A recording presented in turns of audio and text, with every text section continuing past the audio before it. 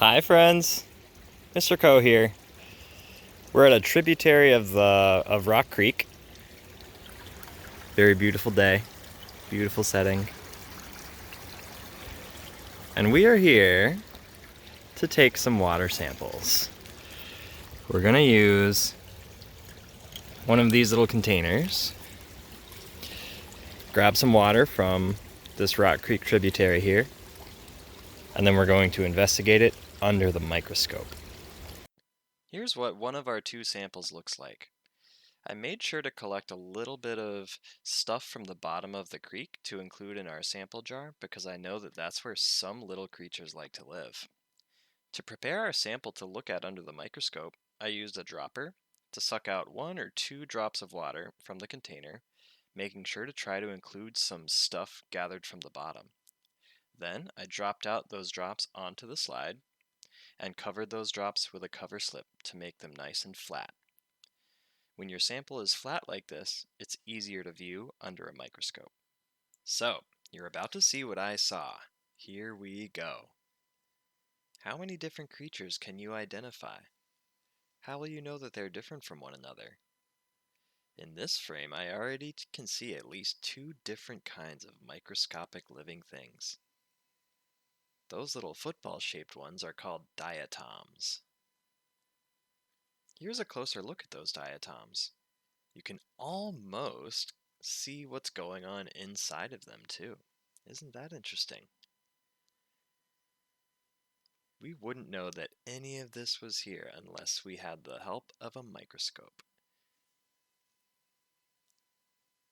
That large dark chunk there that we're looking at here is a piece of algae which came from the bottom of Rock Creek. And look at all these little microscopic things hanging off the sides of it. How interesting. And then all around we have more and more diatoms. Some of them are just sitting still, some of them are swimming around. Amazing. In our other sample, we can see something moving. We're going to try to capture that thing in our dropper and get it onto the slide so we can look at it under the scope. Wow, look at that. This is the head of that mysterious creature we saw wriggling around in our sample. I notice a couple of pincer type structures on the head. Now we're moving back into the body of the creature, and I can see that it's divided into sections. And these sections seem to be transparent, or they let some light through. We can even see inside of its body. Wow. There's some of its inner workings there. Could that be a digestive system, perhaps? I'm not sure. Whatever it is, it's working. Moving back toward the rear of the creature. Looks like we're now at the tail. And wow, look at that structure hanging down at the bottom. So we can see all these diatoms are surrounding it. Look at that.